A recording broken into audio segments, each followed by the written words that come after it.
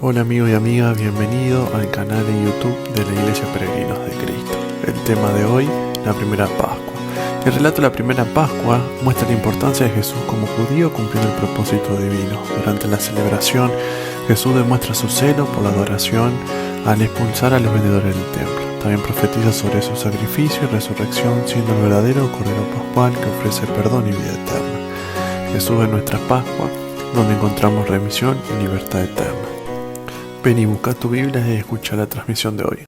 Bueno, hoy es un día especial también porque, mientras van buscando la escritura, Juan capítulo 2, un día especial porque hoy vamos a mostrar los anuncios, el anuncio de esta semana de que arrancamos los grupos, los ministerios, así que es un día no solamente de celebración como iglesia porque celebramos a Cristo resucitado, sino también porque vamos a comenzar nuestros ministerios, las actividades en la iglesia, y después de compartir las escrituras, pasar los símbolos, vamos a estar dando los anuncios para que podamos estar anticipándonos a lo que va a suceder ya en este año como iglesia y en las semanas, ¿sí? Juan capítulo 2, versículo 13. Dice así: estaba cerca la Pascua de los judíos y subió Jesús a Jerusalén. Dice, y halló en el templo. Nos quedamos ahí. Todos conocemos, o muchos conocemos, del pasaje de esta escritura. Esta es la primera purificación que hace Jesús en el templo, en Jerusalén. Pero me llamaba la atención porque estaba estudiando y esta palabra me la ha dado el Señor cuando estuve en dos ayunos hace 15 días atrás. Y quiero compartírsela porque veamos esto. Dice, estaba cerca la Pascua de los judíos y subió a Jesús a Jerusalén. Cuando vos estudias la escritura, te metes en la historia cronológica de la vida de Jesús. Esta es la primera Pascua que Jesús está celebrando. Ya tenía 30 años Jesús, ya había comenzado su ministerio en la tierra, ¿no? Pero en el cumplimiento del inicio de su ministerio es la primera Pascua que estaba celebrando, ¿sí? En su misión, en el inicio de su misión, es la primera Pascua que estaba celebrando Jesús, ¿sí? Y dice que estaba cerca la Pascua, dice, de los judíos, y subió Jesús a Jerusalén.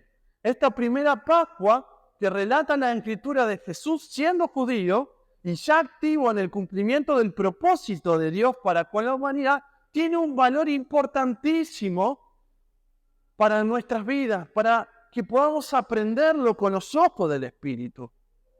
Versículo 13 nos dice que estaba cerca la Pascua de los judíos. Y como tal, la Pascua no es huevitos de chocolate, no es conejitos de chocolate, no es comer bañacauda, juntarse con la familia a comer pescado porque no se puede comer carne. La Pascua es una celebración netamente judía, judaica.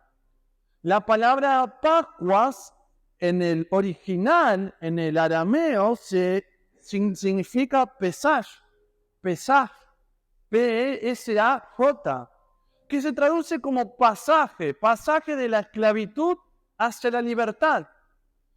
Estaba mirando en el griego, en el original de la escritura, acá en Juan, y la palabra Pascua está significando exención, ser eximido. ¿Qué significa ser eximido de una deuda? ¿Te queda en libertad o no? Ser eximido de algo, no sé, de legal, que te sacaste un peso legal de encima. La Pascua está celebrando este sentido, el sentirse eximido, el vivir eximido, el pensar que somos eximidos. Pero acá está hablando que la Pascua es de los judíos, no de nosotros. ¿Es así o no la escritura? Jesús, estando cerca de la Pascua de los judíos, ¿sí? Subió Jesús, dice, a Jerusalén. Como te decía, una celebración totalmente judía, Los judíos como nación y pueblo de Dios los celebraban porque habían sido eximidos, liberados, no tenían ya obligación alguna. Cuando vamos a la escritura en Éxodo, con Egipto. Había estado muchísimos años en cautiverio el pueblo de Dios en Egipto, y viene Moisés, ¿sí?, acompañado y con Dios obrando en Moisés y por Moisés, y logra la liberación de Egipto, con grandes señales, milagros, las plagas, etcétera, etcétera, con grandes maravillas, ¿sí? El pueblo de Dios celebra lo que es la Pascua. Pero tiene una connotación muy importante la Pascua. Como testimonio, ellos debían cada año celebrar la Pascua y venían a Jerusalén, venían a la capital de Israel, venían judíos de todas las naciones. Judíos que estaban dispersos en otros países, venían en esa fecha a festejar la independencia, a festejar la libertad. Y se congregaban en Jerusalén, capital, ¿sí?, de ahí de la región de Israel. Jesús, como judío, va a esta celebración, a esta primera celebración que le toca a él, ya desarrollando su ministerio en la tierra. ¿Sí? ¿Estamos en contexto ahora? Y nos encontramos con algo muy especial, que yo quiero que meditemos en nuestro corazón, que podamos pensar en este tiempo, porque dice, versículo 14, halló en el templo a los que vendían bueyes, ovejas y palomas, y a los cambistas allí sentados. ¿Qué encontró Jesús? Ya él viniendo de parte de Dios, cumpliendo ya y empezando a caminar su ministerio para poder terminar allí en la cruz, en un tiempo muy cercano, va a festejar esta Pascua y se encuentra que en el templo, un lugar que era netamente para adorar al que los había liberado, encontró que había toda clase de comercio, negocio y cambista de dinero. ¿Por qué sucedía esto? Porque como venían extranjeros a Jerusalén, ¿qué sucedía? Muchos venían de largo viaje y no se podían traer el animal para ofrecer. Entonces venían con el dinero, cambiaban con los cambistas el dinero y compraban el animal para el sacrificio. Pero cuando vos estudiás en aquel tiempo cómo estaba la religión, cómo era la adoración en ese tiempo, podemos encontrar que Jesús no solamente está enojado, ¿sí?, con este tipo de secuencia que describe la Escritura, sino con lo que había en el corazón de los hombres. Por el relato bíblico, por relato extra bíblico, dice que se había hecho todo un negocio. Por ejemplo, las palomas era un sacrificio que la gente más pobre lo hacía, ¿sí?, para el tema del perdón del pecado, para presentarlo como una ofrenda por el perdón del pecado. Era de las ofrendas más baratas. Y dicen relatos que algo que podía valer 10 pesetas, lo que era el sueldo de un día, ¿sí?, de un trabajador común, en el templo se vendía por 140 pesetas las palomas, multiplicado por muchísimo. Imagínate lo que le salía comprar un carnero o un animal más grande para el sacrificio.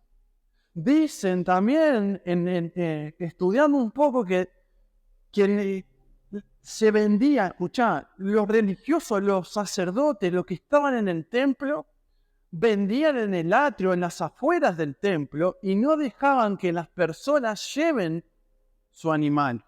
Tenían todo el negocio. Porque ellos cobraban a los que vendían, escuchá, la inspección de los animales.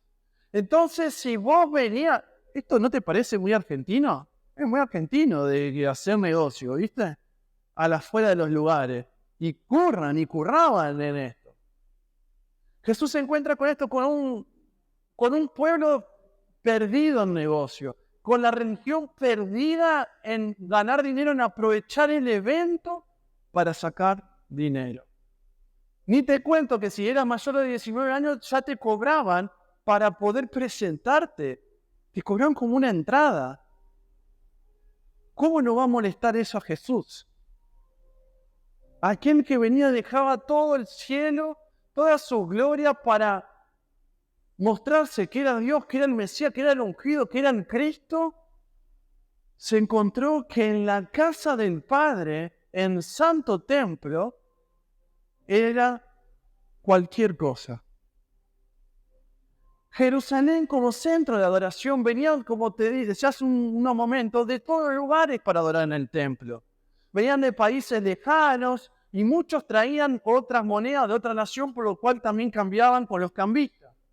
Otros, por la lejanía, venían sin animales para el sacrificio como ofrenda, entonces allí compraban los animales para poder expiar sus pecados, ser limpios y perdonados. ¿Podemos leer Hebreos 10:3? Estamos en pantalla, si lo tenés, buscarlo en la escritura.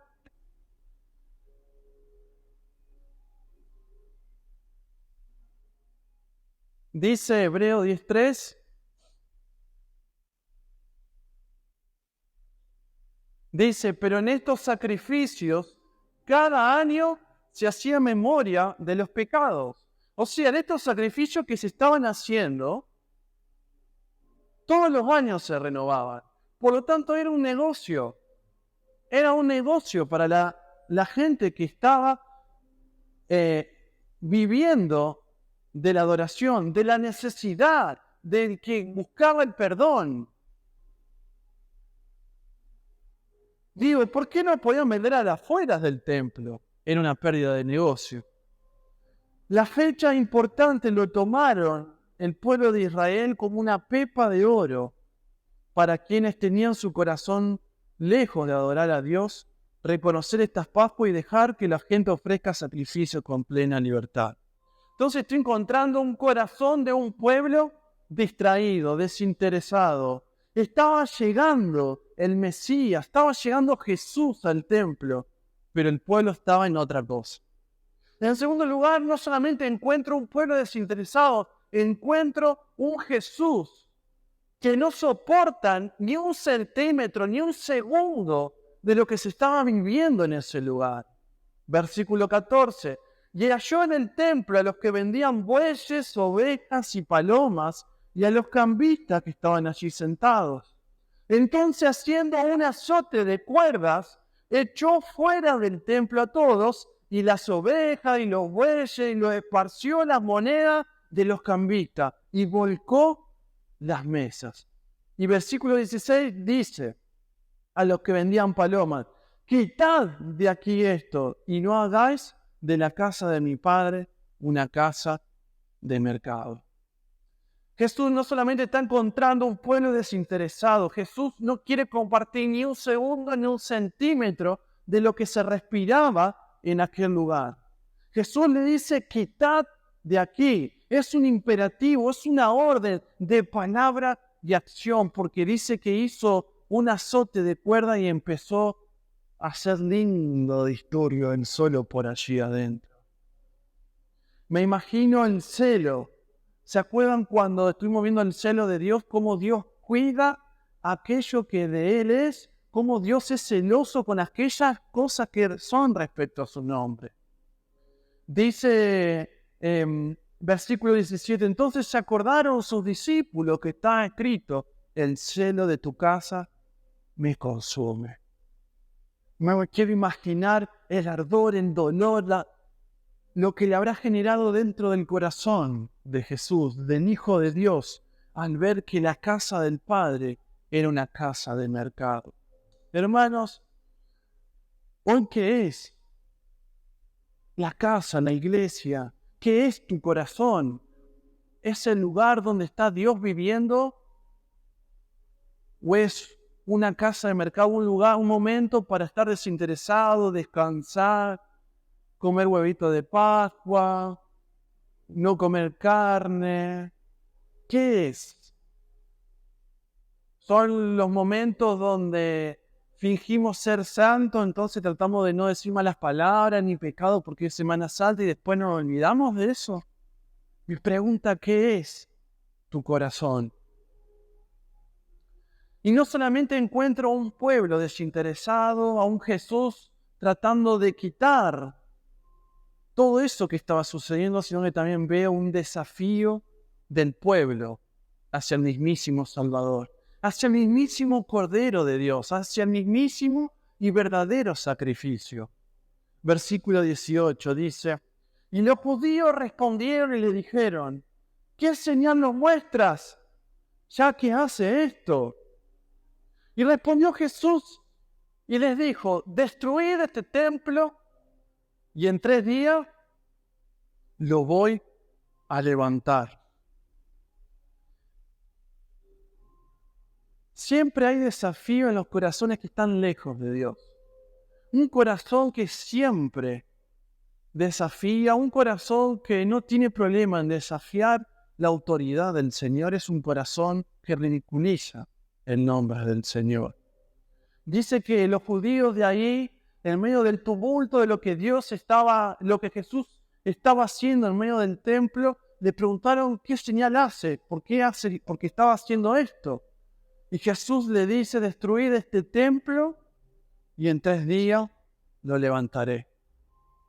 Y ellos, dice, estaban tan turbados, tan distraídos por los negocios, por las pérdidas, por lo que no podían ganar en ese momento, que no pudieron distinguir que Jesús estaba hablando de la destrucción de su propio cuerpo. Están investigando en el original, en el griego, en el que fue escrito esta escritura. Y la palabra templo es diferente a la palabra templo del versículo 14. La palabra templo en el versículo 14 está hablando como el lugar de adoración. Pero cuando lo traducen, ¿sí?, al versículo, en el versículo 19, que habla Jesús de su templo, habla de una morada divina. Y Jesús estaba haciendo referencia, estaba profetizando de que el Cordero estaba con ellos, que el Cordero no vino a hacer negocios, que el Cordero no vino a saldar deudas económicas, que el Cordero no vino a estar a tono con la religión del momento, sino que el Cordero vino para ser destruido y resucitado al 3er día.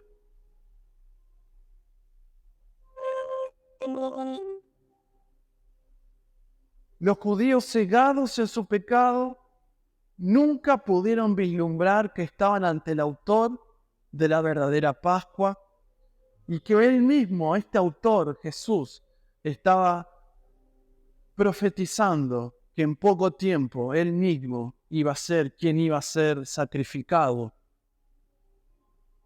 como el Cordero Pascual para toda la humanidad.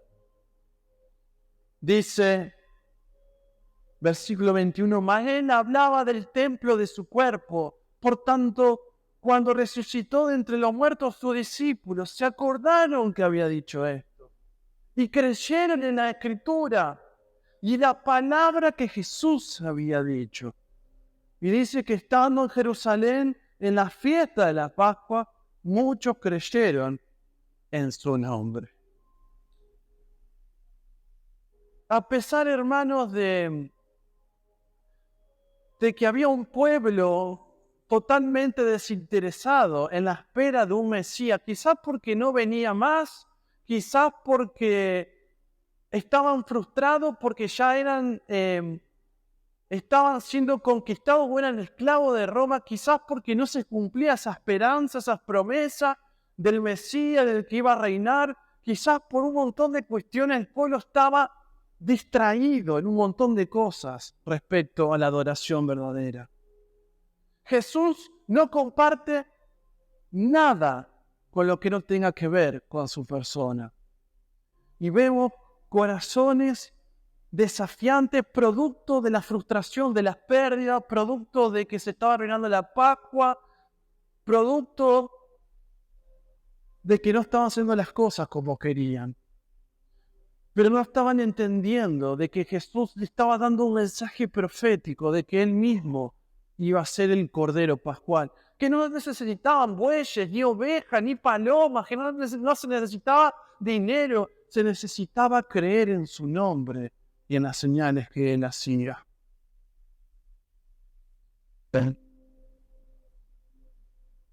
Y cuando leía destruir este templo y en 3 días lo levantaré, lo leí con la traducción original del griego y dice: rompan esta habitación divina, destruyan, quebranten este cuerpo divino y en 3 días lo levantaré.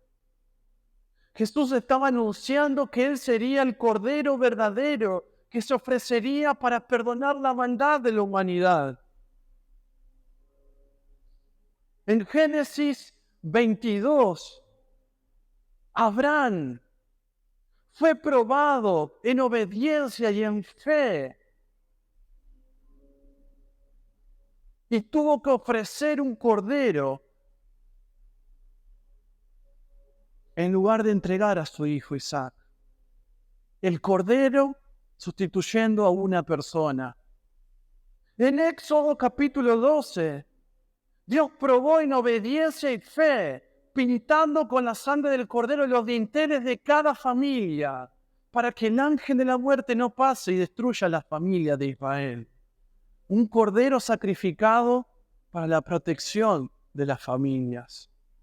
En Levítico 16, Dios le demanda al pueblo en obediencia y en fe el sacrificio del cordero perfecto sin mancha para limpiar los pecados de un pueblo. Y cuando sucede el cumplimiento de los tiempos, un pueblo que ya había perdido el significado verdadero de la Pascua, aparece el verdadero Cordero de Dios que quita el pecado del mundo para ofrecerse Él mismo y quitar para siempre el pecado de la humanidad. En Juan 1:29 podemos leer y vemos la descripción gloriosa de Juan el Bautista diciendo lo siguiente: el siguiente día vio Juan a Jesús que venía a él y dijo: he aquí el Cordero de Dios que quita el pecado del mundo. Juan capítulo 1 está mostrando cómo los profetas anunciaron que Él era el Cordero que quita el pecado del mundo. Juan capítulo 2 nos mostró cómo el mismo Cordero profetiza que Él mismo iba a ser destruido, sacrificado y levantado el tercer día. Y en Juan capítulo 3, versículo 16, este mismo Cordero es una traducción de amor del Padre para que todo aquel que en Él cree no se pierda, mas tenga vida eterna, perdón y libertad para siempre. Hermanos, Cristo es nuestra Pascua. Ya no necesitamos corderos para que nuestros pecados sean perdonados. No necesitamos venir a la iglesia y que el pastor Marcelo reciba sus animalitos para que sus pecados sean perdonados. No, ya ha sido terminado eso. Cristo mismo ha sido el cordero que fue enviado para que tus pecados sean limpiados de una vez y para siempre. Terminemos leyendo Hebreos capítulo 9.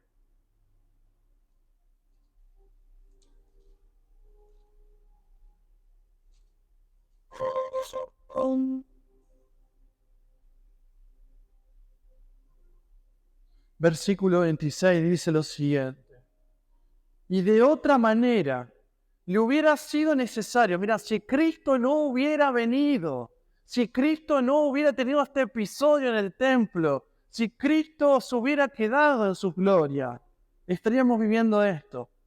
De otra manera le hubiera sido necesario padecer muchas veces del principio del mundo, pero ahora en la consumación de los siglos, Cristo se presentó una vez para siempre, por el sacrificio de sí mismo para quitar de en medio el pecado. Y de la manera que está establecido para los hombres que mueran una sola vez y después de esto el juicio, así también Cristo, escuchad, fue ofrecido una sola vez para llevar los pecados de muchos y aparecerá por segunda vez sin relación al pecado para salvar a los que en él esperan.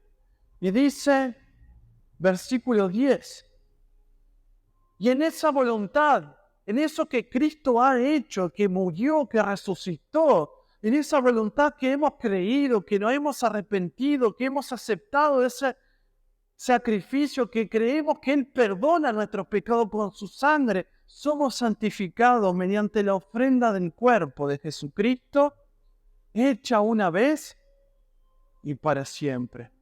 Y ciertamente todo sacerdote está día tras día ministrando y ofreciendo muchas veces los mismos sacrificios que nunca pueden quitar los pecados. Pero Cristo vino ofrecido una sola vez y para siempre, un solo sacrificio por los pecados, se ha sentado a la diestra de Dios.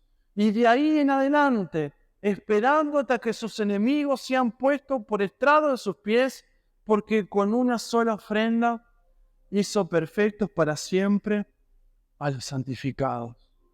Y dice versículo 18, pues donde hay remisión de esto, no hay más ofrenda por el pecado. Hermano, vamos a pasar los símbolos. Mi pregunta es, ¿cómo pasaste la Pascua? ¿Con qué sentido la pasaste la Pascua? ¿Te interesó? ¿O estuviste viviendo como el pueblo desinteresado, negociando, entretenido en lo que sucede en afuera? ¿O pasamos este tiempo como iglesia? Yo veo que viniste a pesar de todo el día feo y estás acá es porque valorás el sacrificio de Cristo, porque valorás la Pascua como algo más que una celebración. Porque Cristo mismo es tu Pascua, es mi Pascua. Él mismo me ha libertado a mí mismo. Un día, me acuerdo cuando tenía 8 años. Venía a la iglesia de chico, nací en la iglesia. Escuché el mensaje de la cruz, de la resurrección, de que dije la primera palabra, creo.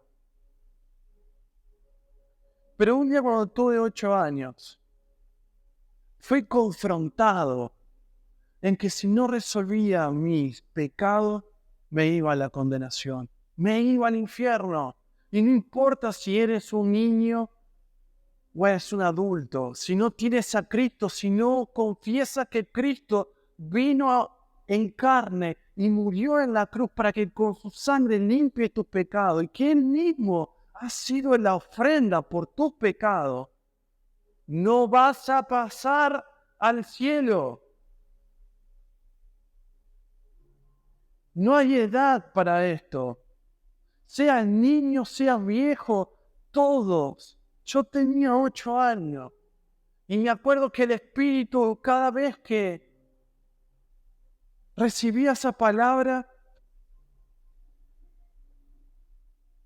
hacía estremecer todo adentro mío y con lágrimas le confesé que sí, yo creo que tú eres Cristo, aquel Cordero de Dios que vino a este mundo a morir en la cruz para que con tu sangre quites, perdones mis pecados de una vez y para siempre, para que sea visto no como un pecador delante de tus ojos, sino como lo más preciado, como un hijo de Dios. ¿Lo hiciste? ¿Estás convencido? ¿Crees que es esto?